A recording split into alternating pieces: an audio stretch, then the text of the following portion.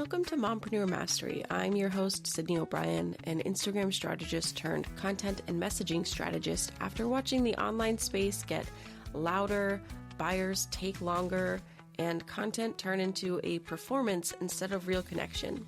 On this podcast, you'll learn how to clarify your message so your content actually stands out in a sea of copy and paste trends and AI noise, and also how to strategize your content across platforms to build the trust and connection that turns followers into clients. All in doable, brain space saving episodes you can fit in between school pickup and reheating your coffee for the third time. Let's dive in. Welcome back to Mompreneur Mastery. Today's episode is for anyone who has been running a business while also managing kids and general chaos with zero extra capacity, which is me, if I'm being perfectly honest. And most moms I talk to be super fair. So today we get to talk to Candice, who is a therapist and motherhood mentor who actually gets what burnout looks like when you're self-employed and parenting at the same time. So before I jump into my questions, because I have so many, because I'm so excited to talk to you, can you give us a little bit of background about what you do and how you got into this type of work? Yeah, so I currently run a private practice. I'm a marriage and family therapist, but I kind of got into the coaching side of things, coaching moms in business, because both of my pregnancies, they were back to back, and I had really rough pregnancies and couldn't go back to work while I was pregnant. So I worked from home for a while and tried to find some ways to do things. But my son was born literally the day our hospital shut down for the pandemic. And so once he was born, the world was a different place. And I was like, okay, well, therapy looks different now. And we were gearing up for a cross-country move. And so I just thought, I'll just work online. But there was a lot of things in there that led me to feeling burned out and trying to figure out what the next steps were. And that's kind of how I ended up here. I just followed that path along, and it led me to coaching other moms through burnout and finding their balance and their rhythm so that they can do what they love to do without stressing about a 9 to 5, or really without overcomplicating it and building it slow and steady so that it's sustainable. Yeah, that's really amazing. And this actually brought up a whole new line of questions that I have. Okay. So how far apart are your kids? They are 13 months apart. 14 months apart. They are 14 months apart. Just shy of, so. I have 3 kids, and my older 2 are 20 months apart, and then my younger 2 are 18 months apart, and I always thought that was hard. So I can't imagine being like that close. That's a lot. It was a lot. They are 6 and 5 now. I'm a little bit out of the weeds now, I guess, yeah. They fight all the time, but other than that. It sounds like my house. Mine are 5, 6, and 8 right now. Uh-huh. And my youngest, I had during COVID, the hospital that I was supposed to give birth at shut down. So I had to drive extra far to give birth, and then did the whole giving birth in a mask thing. That was a fun time. Yeah, we hadn't had masks yet. That part didn't come yet. And so I was actually really grateful for that. But it was a different hospital than my daughter, but they did shorten our stay. They were like, if we can get you out in 24 hours, we're going to get you out in 24 hours. And I think I was in for 28 hours or something, 29 hours. It was a fast turnaround. So, mine was very similar. Yeah. And I also really resonate with the cross-country move. I haven't done the full cross-country move. My husband's in the Air Force though, so we've gone from South Carolina to Nebraska, back to the East Coast. Lots of moving. It's very stressful. Yeah, and it's with kids, it's a whole other ball game. It really is. I remember after my second was born, he was 6 or 7 weeks old, and they were like, okay, you have to move now. So moving halfway across the country with a newborn was quite the experience. Yeah, that definitely would have been something. Yeah. Now you mentioned burnout, and that is, I feel like, a word that we hear a lot of, and it might be one of those how people say use OCD kind of colloquially, but it's not. Do you find it's similar with burnout? I think it's becoming that way. So there's what we see in therapy as as burnout, and it's typically solely used around jobs and solely used around high stress, like care jobs or like service jobs. So police officers, firefighters, nurses, therapists, doctors, those things. However, the more we learn about it, it is broader, and we notice there is burnout in a lot of capacities, because what that means is you've hit capacity in a way that it's not sustainable to go forward anymore. And this happens to moms a lot when they take on everything and we were never meant to. And this happens to people who are building businesses because they put their like head to the grindstone and they don't move. Like they just keep pushing and there's no rest. And so those situations happen a lot. And I've noticed they're very similar to the caregiver burnouts and all of that. And so how we navigate them is very similar, but it is becoming a buzzword where people are kind of equating it with I'm bored and I'm tired. And those can be symptoms of it, but they can also just be their own thing. And so I help clients really navigate, if they're in burnout, how to get out of it. And if they're not, but they feel like they're getting there, how to pull back from the brink so they don't ever have to cross that line. So, and what does it look like when someone is in like actual burnout? Like what are they feeling and experiencing? there is a lot of tired, there's a lot of avoidance, there's a lot of procrastination. We get a lot of physical symptoms, headaches, like our body's just worn out. It can present a lot like depression or anxiety over work tasks or the tasks related to whatever is causing the burnout. So, not wanting to show up for your appointments, not booking appointments because then you don't have to have them, or those kinds of things. And so it's a lot of avoidance. It's a lot of, it builds up a lot of resentment. You start hating what you're doing or disliking what you're doing. So this thing that you once loved, you treat with contempt now. Those are all signs of like active burnout. And the signs that you're getting there are like the early stages of those things. You are tired a lot more. You are finding spikes of anxiety when you want to book something or do something, or you push something off a little bit longer and do something to distract yourself, or those kinds of things. That's super interesting because, as someone who has like dealt with depression and anxiety for years and years and years, I feel like there's a lot of overlap there. Is it hard to figure out if someone is experiencing like depression, anxiety, or burnout, or like a combination? It can be. With depression and burnout, breaks and rest is not going to fix it, right? Like if you take a couple days off and get back to it and you're refreshed, you weren't completely in burnout and you're probably not in active depression. But it can be hard to kind of figure that out. So I usually work with clients to make that assessment, because then if they're actively in depression, especially, I'm going to tell them you probably should see a therapist before you get coaching. And I'm only licensed in Washington State, and I don't work with people that I coach in my therapy business, and vice versa, because it's ethically just not. So it can be hard.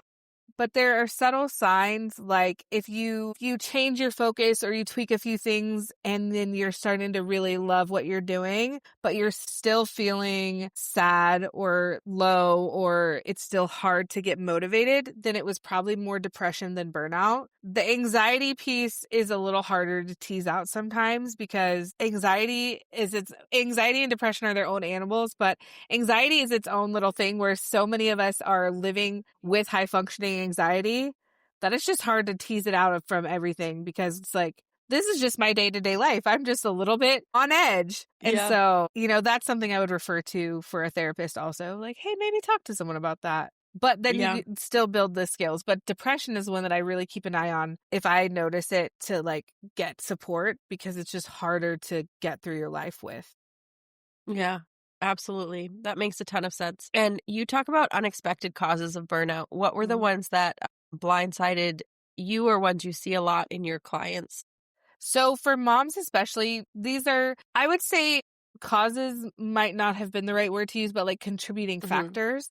And surprising ones for me, that once I dug down into it, I realized were things like, one of the biggest ones was sleep, which we obviously don't always have control over when we're a new mom, because babies and toddlers and things like that. But sleep, nailing down something that gives you optimal sleep for that season is going to help immensely. And when it's out of whack, it raises depression, anxiety, burnout, and just struggles in general. But number 2, this one was the biggest one for me that I didn't even realize until I really thought about it, but kidtainment. It took over our life. Kids' movies, kids' music, kids, toys that play songs and all that. Like all the time in the car, the kids are wanting to listen to Baby Shark or whatever, and not giving yourself and your partner the freedom to take control of entertainment sometimes in your household the way that our parents did, I think really plays a factor in some of our burnout, because you're constantly inundated with stuff that you are not getting stimulated by. It's not connecting with your spirit. Because I don't know about you, but music is a big thing for me. And when I was just not having any of my music, I was just like, I hate this so much. I was getting resentful, Yeah. I was like, why do we have to Yeah. listen to this one more time? Why are you playing this TV show one more time? But it's also with TV, you limit it for when they're young, and then everyone's household is different with screen time. But you don't want them exposed to certain things. So you just throw on, Baby First, or I can't think of any right now, but switching that up helped a lot. So I don't know if that resonates with you, but I've noticed a lot of my clients feel the same way. So Yeah, that's so funny. I was talking to my husband about that the other day, about how, like, when we were kids, our parents controlled, like, the TV, the radio, like, whatever we were listening to or watching. And now it's like the kids, they control everything. They control Like, everything. everything all the time. Changing that actually made such a big difference in our household altogether, because our son from a really young age loved music, but exposing him to more types of music, like, made him come alive in a way that the kids' music, he still likes some of it. Like, sometimes he'll ask for it, but letting him have that exposure made this musical part of him come alive. And then our daughter just seeing more creative things than just what she was seeing also expanded her communication and her verbalization and things like that. So I actually think it did us way more good to let the parents take back some control. And then I wasn't burning out as much because I was connecting with things that make me feel alive. So that's probably my number 2, is start changing that, even if it's 10 minutes a day, and it makes such a difference. So that's the second one. But yeah, any more thoughts on that before I give the next ones? No, I'm really excited to try that. My kids listen to a ton of, like, podcasts and, like, audiobooks all day long, which I don't hate. I love that it's, like, something that isn't screens, because my kids are they get very, like, super sucked into screens. And then when it's time to turn it off, it's, like, a huge deal. But yeah, I think I'm also one of those people that really connects with music. So being able to have that back in my life would be so nice. Yeah, I say give it a try. Yeah. It made a huge difference around here. The next one is not giving yourself any margins in your life. So filling it with business tasks, with, your kids' stuff, filling it with home tasks, which a lot of us as moms are like, well, if I don't do it, no one's going to do it. Right. So one thing that I really started working with some of my therapy and coaching clients with this year is that you can never actually be behind on your housework, because it's always. So if you wait to do a task so you can have some downtime, it's still going to be there. Yes, it'll still have to get done, but it's not going to be like you missed some big deadline. It's just the dishes are going to get dirty again tomorrow. So if you take a little time, it's okay. Everyone's wearing clothes every day, so you can't truly be behind on your housework. So giving yourself margin where you're not filling every minute of your day, but so that you have time to be creative, time to think, which this one is also hard if you don't have supportive people who can take some of the motherhood tasks sometimes, or if you can't pay for childcare. But if you can have that support and you can get childcare on some capacity, give yourself a break, give yourself a margin where you're not filling it with business tasks, you're not filling it with motherhood tasks or home tasks. You're just giving yourself time and space to breathe and be human. And that's a really big one that I think a lot of my clients struggle hard with, because I know I struggle with that. Yeah, I was just thinking the same thing, like, "Man, that sounds really nice, but I don't know if I could do it." I feel like every time I sit down to, like, do something, like read or just do nothing, I feel, like, guilty because like, there's a pile of laundry over here just, like, staring me in the face. And that is why I work with my clients on mindset shifts, my coaching clients and my therapy clients. But in my coaching business, we work on mindset shifts around that because that mom guilt is real. You look at something in your kitchen that needs to be done or the laundry that's sitting next to you on the couch, and it takes up a lot of brain space, but there are still ways to work out margin where it still feels comfortable and we can learn to navigate it. I think what pushed me in that direction faster than a lot of people was after my son was born. I've always had some chronic illnesses, but after my son was born, it triggered some more that I didn't have a choice. I was almost bedridden for nearly a year. Like I Oh my worked from goodness. bed or I worked from a corner of my bedroom. So I went from my bed to the corner, my bed to the bathroom, and then like played with my kids in my bedroom, in my bed. We were all there.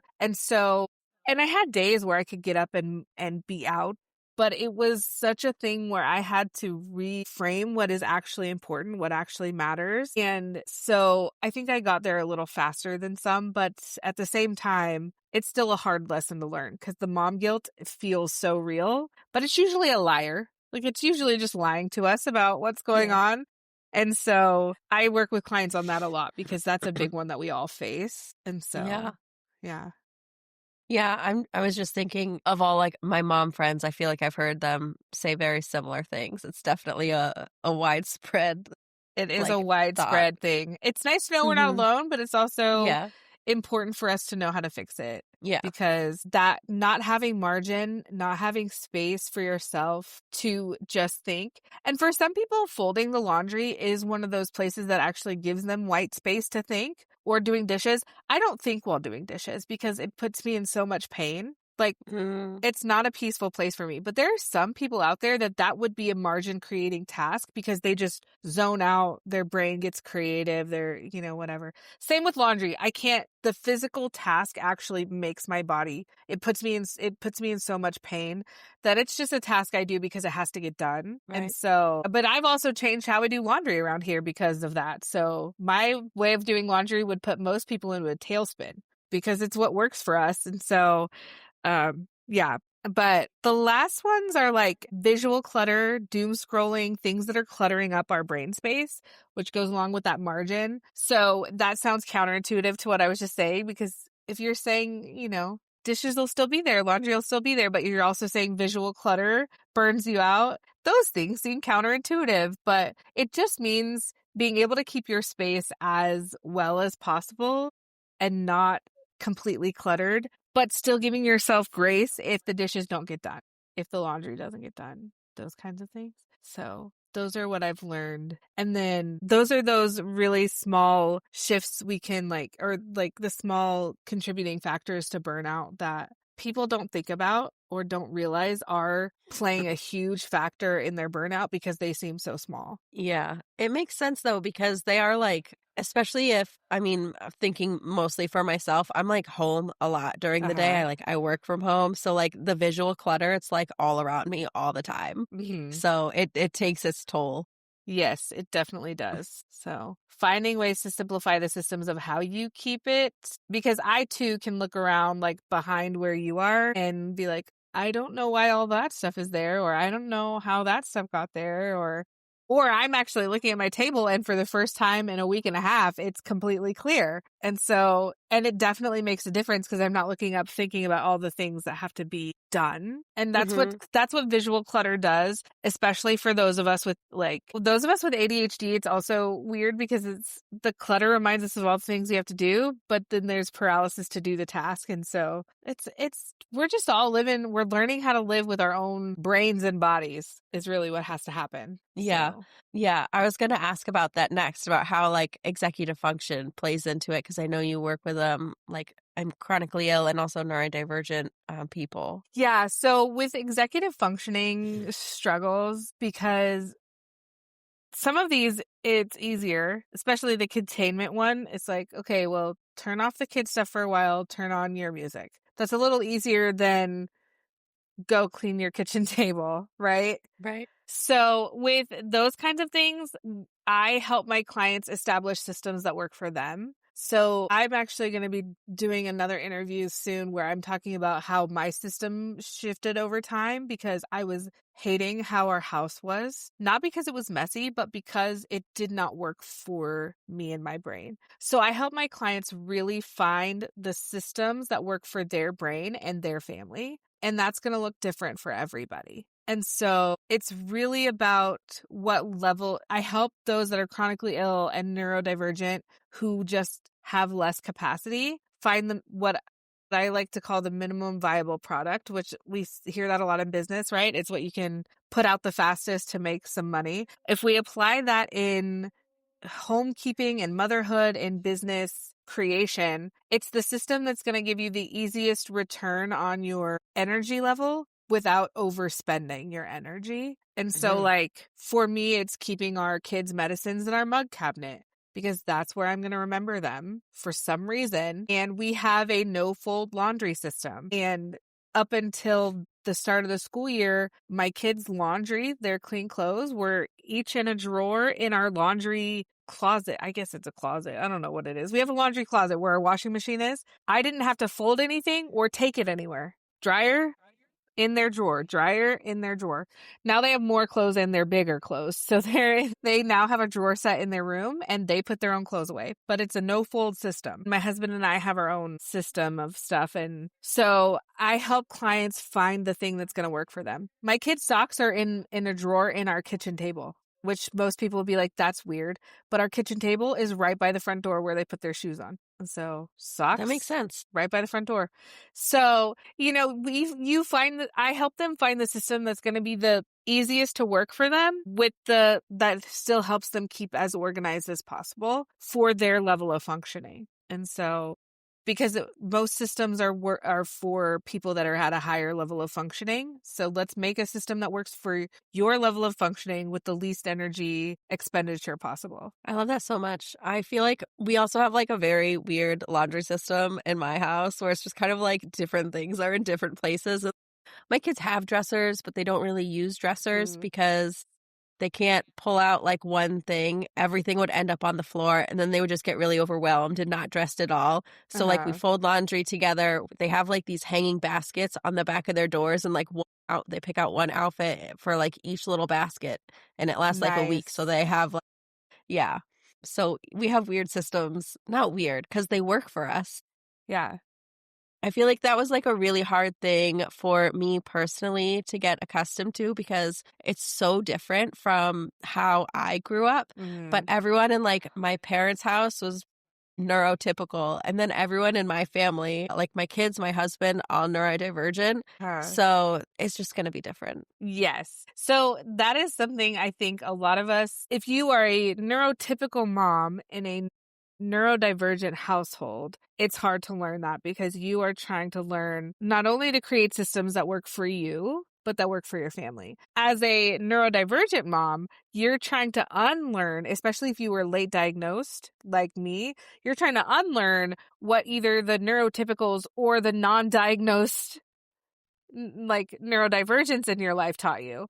And the non-diagnosed neurodivergents were trying to work in a system that didn't work for them. So they were not even doing it the way that everyone else wanted it done, but they were doing it to mask in the best of their. So it's all unlearning and relearning. And so that's one thing that I help moms with is what is the system not only that's going to work for you, but your family? Yeah. And for some of them, it has to be solely what is the system that's going to work for you because no one else is involved. And then for some of them, it is what is going to work for your family because other people are involved. And so like when we got married, I told my husband, I am not doing laundry. I hate doing laundry. It's the worst thing in the world, but I will take care of dishes. We are almost 8 years in and it's reversed. I still hate laundry, but it's the task that I can mentally and physically do. And so he loads our dishwasher every night. And when we didn't have a dishwasher, he washed them by hand. The only time that changes is if he's out of town. I don't leave dishes for him to do when he gets back. Like that would drive me crazy to have dishes pile up like that. But we swapped roles because I got sick and things happened and we had kids and you build systems. And then I also teach how to adapt the systems as seasons change in your life. Because what works now when your kids are like, let's say I have a mom who has toddlers, what works now while they're a toddler is not going to stay exactly the same when they hit pre-K and elementary school and middle school. So I teach how to adapt as you go. That sounds super helpful. I feel like I'm constantly like readjusting things as like kids age, and even like not even big like age milestones, but like we recently like daylight savings time ended. Our routines are messed up once again because of Yeah. it. Like it's so annoying that it's dark at 5 p.m. now. We were homeschooling. I had mentioned this before I hit record, but we were homeschooling and now we switched to public school, which was like a huge transition. So everything is once again rearranging in my Yes. house. So that seems really incredible to be able to have that support during those seasons of change. Yeah, it is really helpful because even when you learn the skills to adapt, sometimes it's still important to have the support in those seasons of transition because it is a Right. lot. We started school for the first time last year when my kids hit pre-K and kindergarten age. And so I remember just learning how to adjust to the wake up times and the after school times and drop off and pick up and all of that was a lot. Luckily for us, our routine of bedtime and wake up time has been pretty consistent. Our kids have always gone to bed. Like our bedtime has always been 9 p.m., which most people think is crazy. But our kids don't have to get up at 5 or 6 in the morning because they don't have to be at school till 9:15, and we live right near our schools. Same. We get to wake up. The kids wake up naturally. I don't wake them up most mornings. They just wake Yeah. up when they wake up. So they get plenty of sleep. And usually it's around like, let's see, I don't know. I can't do math. 9:30 to 9:30 would be 12 hours. So usually it's about 10 hours that they get of sleep a night, which I think is great. I think that's wonderful. So yeah, it takes adjusting, and sometimes you need someone to like help you find those little pieces that you can tweak. And then sometimes you're really good and set to do it on your own. So Yeah. Having, I think that like external like feedback is kind of helpful. I feel like there would be a lot of things I would miss being like so close to it. yeah, that happens a lot with a lot of my Yeah. clients. And now I've talked to a lot of moms who are kind of in a similar place with struggling with like routines and systems and things. And I've heard some say that they're just bad at routines or like not disciplined enough. Is that something that you hear from your clients, and what would you say to them? I do, but I also feel that for myself. Oh, And really? so I help people establish more so rhythms, so the ebbs and flow of your days, than strict routines or strict schedules. Because living with chronic illness, living with neurodivergence, and I do work with neurotypical moms too who aren't chronically ill, but I do end up with a lot of chronically ill and neurodivergent clients. Just naturally, we gravitate together. Yeah. And so what I tell them is it's more about the rhythm of everything, which is about the whole, than it is about the smaller parts or the strict routine. And so I do have routines that we keep in our life, but because I'm also working more in rhythm, I have mornings like this morning where everybody woke up late. So breakfast is never elaborate around here, but if we were an elaborate breakfast household, I would have simplified and pared down. I would have options in my house for the days that were late. And so this morning, they actually can have the option of snack at school. So I didn't pack snacks today because we didn't have time. They're going to eat lunch at school today because we didn't have time for me to make lunch. Or if we woke up on time, I probably would have made them lunch because they don't love the cold lunch at school, but they'll eat it. And so those kinds of things, you build in adjustments, and you can either have them like as structured as you, because I work with some people that really need the structure. And so you can make it as structured as you want, or you just have it as, oh, these are options. So if the routine gets thrown off, this is my backup choice, and I just go for that. So that's how I help them set it up. So it's not strict routine. It's not I do this every single day and I'm scheduled out all the time, because I don't prefer that either. I don't think that way all the time either. So that's how I help with that. That makes sense. I feel like if I had everything like super strict, like planned out, super structured, I would kind of be setting myself up for failure because I just know something's going to happen and throw something off. And then I'm going to feel awful about it, that I didn't get things done exactly the way I intended. Yeah. Yeah. Because like if you think about it, even for this interview, the first day I had to take my kid to the ER. The next time I didn't have a voice. So we have to account for that. And I will tell you the first day that it happened, because it was literally at the time we were going to meet, I was like, oh my gosh, this is terrible, but like I have to take him. If we build those things in, it does we can feel a lot better about ourselves, because like you said, most moms will set themselves up for failure if it's always a structured routine. Like it will set a lot of us up for failure, because life is going to throw you curveballs. Motherhood, business, it's all going to throw you curveballs. And so having that backup, or learning, one thing that helps a lot is learning how to communicate your needs assertively and set boundaries. And that's two things that a lot of my clients really struggle with. But that makes not having a strict routine a lot harder, because then if something throws it off, you do feel guilt, or you can't communicate it well, or things like that. And even that just makes it a lot easier to, tell my clients if I have a flare up that I need to either adjust how we're meeting or when we're meeting or things like that. If I didn't have the ability to set boundaries, communicate early on, then that would make it very difficult. So I do help clients with that too. Yeah, that makes a ton of sense. I feel like I hear that a lot as well, like the kind of people-pleasing type tendencies, instead of setting those boundaries that really respect your like abilities on any given day, because that changes. Yes. What is one tiny doable shift someone could make like this week to lower their burnout, or like a factor, like a contributing factor to burnout? I'm gonna give two, because they kind of go hand in hand. But one is find 10 to 15 minutes every day or every other day that you can take back your entertainment or do some kind of hobby that you've pushed aside. 10 to 15 minutes for you, it doesn't sound like a lot, but as moms, we know it's really hard to find that in our day, but also it's really important. It makes a bigger, we sometimes push it off because it seems negligible. Oh, it's only 10 minutes. It's not going to make a difference. I promise you, it's going to make a difference. 15 minutes every day or every other day to take back your entertainment or do a hobby that's just you is going to make a huge difference in how you feel, in your levels of burnout, all of that.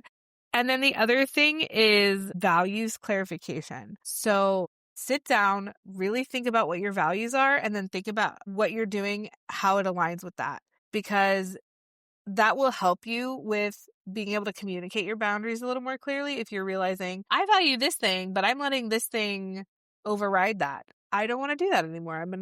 So if you start with clarifying your values, some of this other stuff is going to, like your margins, you'll create more margin, because you'll realize, I really value, peace and energy and things like that. Or it'll give you more motivation for decluttering or cleaning up, because you'll be like, oh, I value a clean space, or whatever it is. Like maybe you don't value that, and that's fine. You don't have to, but it'll help you see what your values are so that you can make aligned decisions. And so those are the two things I would start with today that would make a difference going forward. That sounds really helpful. I'm intrigued by the values thing. I definitely want to try that. How long do you think it would take taking 10 to 15 minutes a day to notice a difference? I think depending on the day, sometimes even that one day is like, I feel a little bit of a recharge, but it can take a few days for it to compound on itself, where you're like, I've actually been feeling more like me again, more space for the person that I've always been in this new situation of motherhood. So it can take right away, and then sometimes it's a few days to just compound on itself, but it'll be pretty quick. So good. Yeah. Good. So for the values thing, that could be one of your 10 to 15 minute things.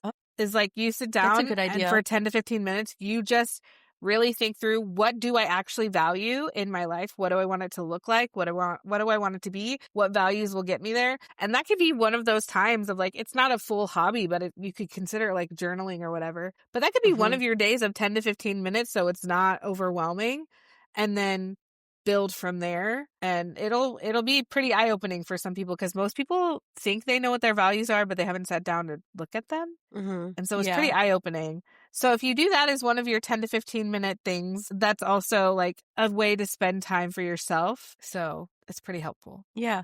Do you think that's something that I mean, I obviously assume it would like your personal life. Do you think that's something that would affect like a business owner life as well? The values? 100%.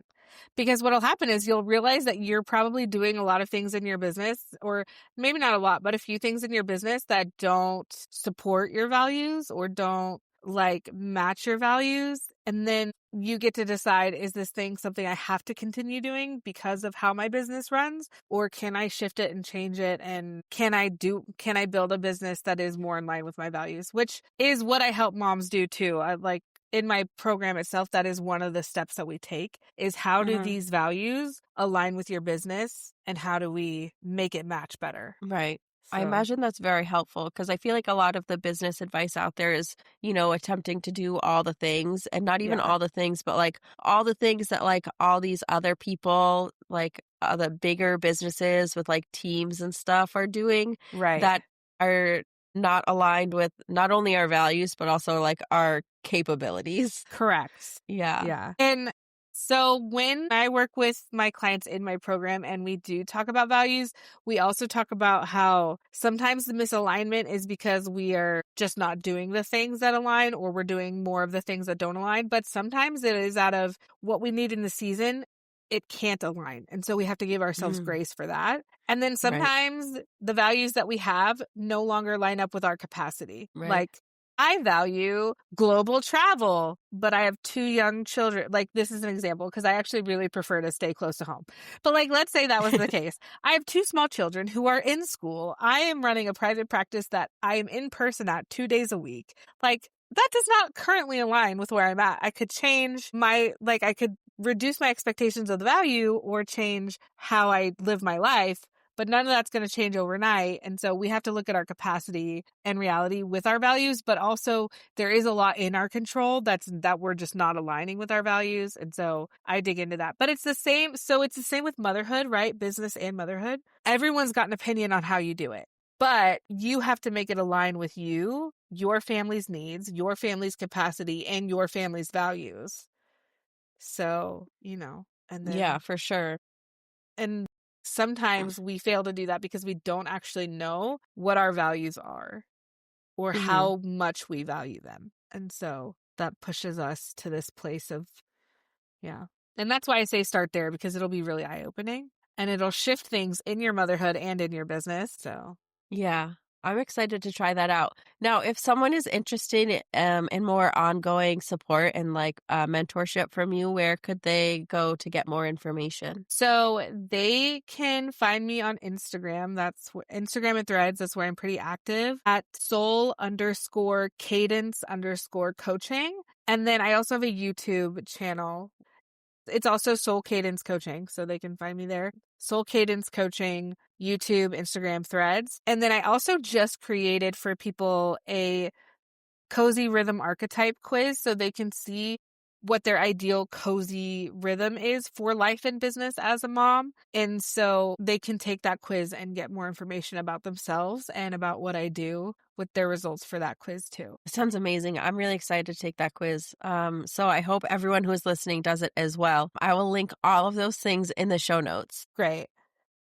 Thank you so much for coming on. I really enjoyed this conversation and learned so much, so I know my listeners will as well. I love that. This was so fun. Thank you for having me. Thank you so much for being here and for listening to me yap on Mompreneur Mastery. If planning your content and strategizing it still feels harder than it should, check out the Content Chaos Reset.